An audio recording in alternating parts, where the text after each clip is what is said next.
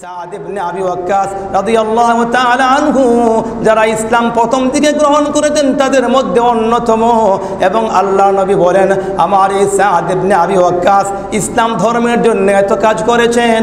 আল্লাহ নবী দুনিয়ার জমিন থেকে যখন চলে গেছেন, আমার বন্ধুগণ ঐতিহাসিকগণ বর্ণনা করেন যে আল্লাহ নবী দুনিয়ার জমিন থেকে বিদায় গ্রহণ করার পরেও সাদ ইবনে আবি ওয়াক্কাসের ইসলাম ধর্মের প্রতি যে টান আর মহব্বত ছিল, এটা সমান তালেই ছিল।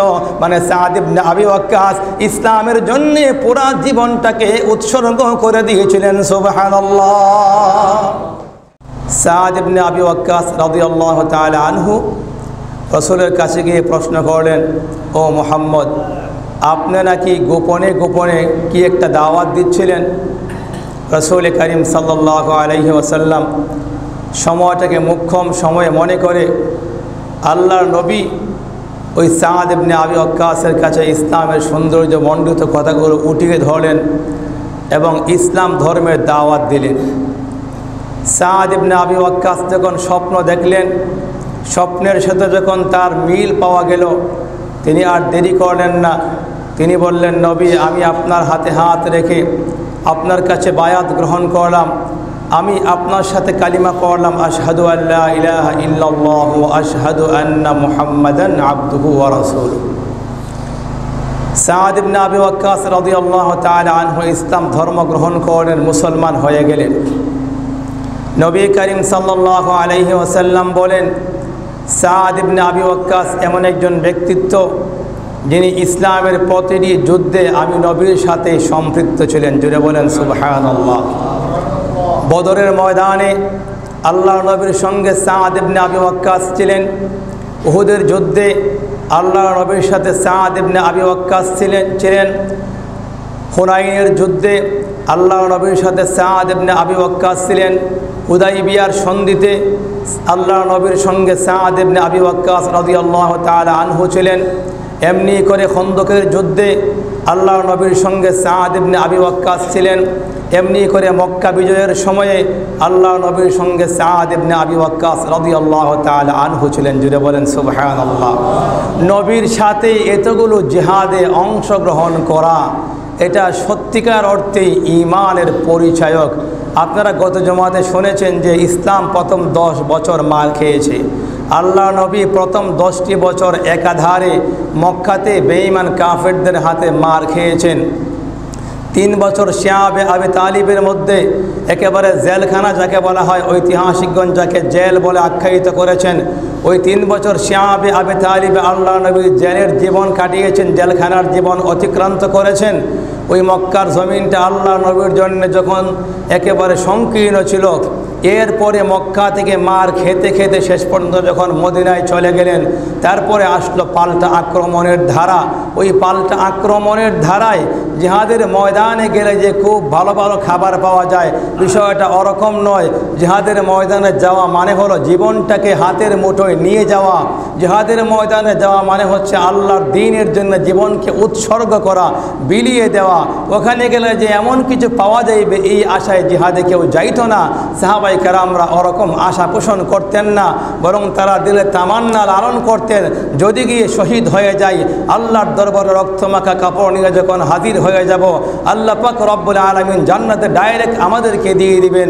ওই জান্নাতের লোভের আশায় সাহাবাই কেরামরা নবীর সঙ্গে জিহাদ করতেন। কথা বলেন ঠিক না বেঠিক? তো আল্লাহ নবী তো ওনার জীবনে অনেকগুলো যুদ্ধ করেছেন। গজওয়ায়ে সারিয়া, অনেকগুলো যুদ্ধে আল্লাহ নবী স্বয়ং নিজেই সেনাপতির দায়িত্ব পালন করেছেন। ওইসব যুদ্ধের মধ্য থেকে সাদ ইবনে আবি ওয়াক্কাস রাদিয়াল্লাহু তাআলা আনহু উহুদের যুদ্ধে এমন বীরত্ব প্রদর্শন করতেছিলেন, ইসলামের পক্ষে এমনভাবে লড়তেছিলেন।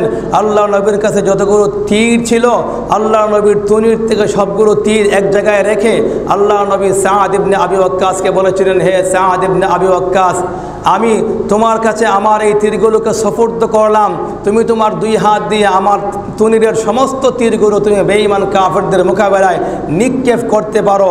এবং আল্লাহ পাক রব্বুল আলামিনের কাছে তিনি যখন সাদ ইবনে আবি ওয়াক্কাসের জন্য দোয়া করতেছিলেন, ওই সময় এক ফাঁকে বলছিলেন, ও সাদ ইবনে আবি ওয়াক্কাস, তোমার আজকের এই ইসলামের পক্ষে বেঈমান কাফেরদের বিরুদ্ধে তোমার যে বীরত্ব প্রদর্শন দেখেছি, আমি আমার মনের থেকে বলছি, আমি মুহাম্মদের মা এবং বাবা তোমার প্রতি কুরবান হোক। জুড়ে বলেন সুবহানাল্লাহ।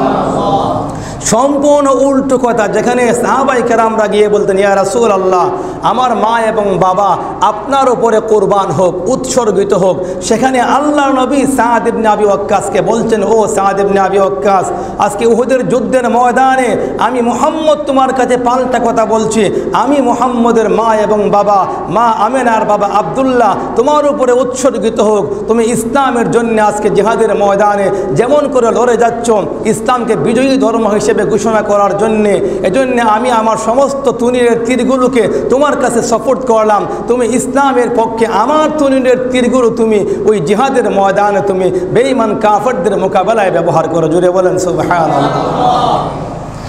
আমার বন্ধুগণ, সাদ ইবনে আবি ওয়াক্কাস রাদিয়াল্লাহু তাআলা আনহু ওই উহুদের যুদ্ধের ময়দানে আল্লাহ নবীর কাছ থেকে যখন তীরগুলো পেয়ে গেলেন, আল্লাহ নবীর তীরগুলোকে সাহাবায়ে কেরামদের পক্ষে এবং ইসলামের বিজয়ের পক্ষে বেঈমান কাফেরদের মোকাবেলায় হযরতে সাদ ইবনে আবি ওয়াক্কাস রাদিয়াল্লাহু তাআলা আনহু ওই সবগুলো তীরকে খরচ করতে থাকলেন। আমার বন্ধুগণ, একটা সময় আসলো, আল্লাহ পাক রব্বুল আলামিনের নবী আল্লাহর দরবারে হাত উঠিয়ে দোয়া করলেন, হে রব্বুল আলামিন, হে মাবুদ মাওলা, সাদ ইবনে আবি ওয়াক্কাস উনি ইসলামের জন্য বড় বীরত্ব প্রদর্শন করেছেন, ইসলাম ধর্মের জন্য উনি বড় প্রাণপণ চেষ্টা করে যাচ্ছেন।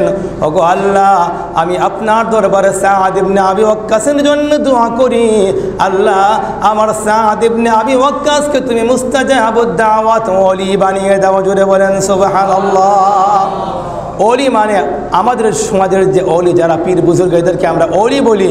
এখানে ওলি দ্বারা ওই ওলি উদ্দেশ্য নয়, ওলি মানে হচ্ছে আল্লাহর বন্ধু। আমাদের সমাজের সামাজিক পরিভাষায় যাদেরকে আমরা ওলি বলি, এরা হচ্ছেন আমাদের সমাজে যারা পীর বুজুর্গ আছেন, তাদেরকে আমরা ওলি বলি। আল্লাহ নবী যে দোয়া করেছেন ওলি হওয়ার জন্যে, একজন সাহাবীর মর্যাদা লাখো কোটি ওলির তুলনায় কম না বেশি? কোটি ওলিকে যদি এক পাল্লায় তুলে দেওয়া হয়, একজন আদনা সাহাবীকে যদি আরেকটি পাল্লায় ওজন দেওয়া হয়, একজন আদনা সাহাবীর মর্যাদা কোটি ওলির তুলনায় ওই সাহাবীর পাল্লা ভারী হবে। কথা বলেন ঠিক না বেঠিক? নবীজি তো দোয়া করেছেন, তার মানে হচ্ছে আল্লাহ নবী দোয়া করছেন সাদ ইবনে আবি ওয়াক্কাসের জন্য, আল্লাহ যেন সাদ ইবনে আবি ওয়াক্কাসকে মুস্তাজাবুদ দাওয়াত বানিয়ে দেন, আল্লাহর একান্ত বন্ধু বানিয়ে দেন। তার মানে হচ্ছে মুস্তাজাবুদ দাওয়াত কাকে বলা হয়? বলে যে কোনো দোয়া করে এবং বদদোয়া করে, যার দোয়া এবং বদদোয়া দুইটাই আল্লাহর দরবারে ডাইরেক্ট কবুল হয়ে যায়, যার দোয়া এবং বদদোয়া দুইটার কোনো একটাই ফেরত আসে না, কোনো একটাই মিস হয় না। বন্দুকের গুলি মিস হতে পারে, কামান বিমান মিস হতে পারে, মিসাইল ট্যাঙ্ক মিস হতে পারে, আমার বন্ধুগণ এমনি করে মেশিন গান মিস হতে পারে, এরপরে কি বলে পারমাণবিক বোমা যেগুলো আছে ওগুলো মারার পরে নিক্ষেপ করার পরে এগুলো মিস হতে পারে, কিন্তু যার দোয়া আল্লাহর দরবারে কবুল হতে মিস হওয়ার কোনো আশঙ্কা নাই, এমন ব্যক্তিত্বকে বলা হয় মুস্তাজাবুদ দাওয়াত। যদি বলেন সুবহানাল্লাহ। তো আল্লাহ নবী দোয়া করেছেন, হে আল্লাহ, আমার এই সাদ ইবনে আবি ওয়াক্কাসকে আপনি মুস্তাজাবুদ দাওয়াত ওলি বানিয়ে দেন। ও আল্লাহ, আমার এই সাদ ইবনে আবি ওয়াক্কাস যখন আপনার দরবারে দোয়া করবে, ওগো আল্লাহ, আপনি আমার সাদ ইবনে আবি ওয়াক্কাসের সব দোয়াগুলোকে কবুল করে নেবেন। সাদ ইবনে আবি ওয়াক্কাস ইসলাম ধর্ম গ্রহণ করেছেন মাত্র 17 বছর বয়সে। ওই 17 বছর বয়সে ইসলাম ধর্ম গ্রহণ করার পরে আল্লাহ নবীর দ্বীনের যখন সংস্পর্শে চলে আসছেন, যখন কালিমার পতাকা নিচে যখন তিনি অবস্থান করতেছেন, আমার বন্ধুগণ, সাদ ইবনে আবি ওয়াক্কাস তার পুরা জিন্দেগি আল্লাহ নবীজির কদম মুবারকের মধ্যে সাপোর্ট করে দিয়েছিলেন। সাদ ইবনে আবি ওয়াক্কাস রাদিয়াল্লাহু তাআলা আনহু যারা ইসলাম প্রথম দিকে গ্রহণ করেছেন তাদের মধ্যে অন্যতম। এবং আল্লাহ নবী বলেন, আমার এই সাদ ইবনে আবি ওয়াক্কাস ইসলাম ধর্মের জন্য এত কাজ করেছেন, আল্লাহ নবী দুনিয়ার জমিন থেকে যখন চলে গেছেন, আমার বন্ধুগণ ঐতিহাসিকগণ বর্ণনা করেন যে আল্লাহ নবী দুনিয়ার জমিন থেকে বিদায় গ্রহণ করার পরেও সাদ ইবনে আবি ওয়াক্কাসের ইসলাম ধর্মের প্রতি যে টান আর মহব্বত ছিল এটা সমান তালেই ছিল। মানে সাদ ইবনে আবি ওয়াক্কাস ইসলামের জন্য পুরা জীবনটাকে উৎসর্গ করে দিয়েছিলেন। সুবহানাল্লাহ।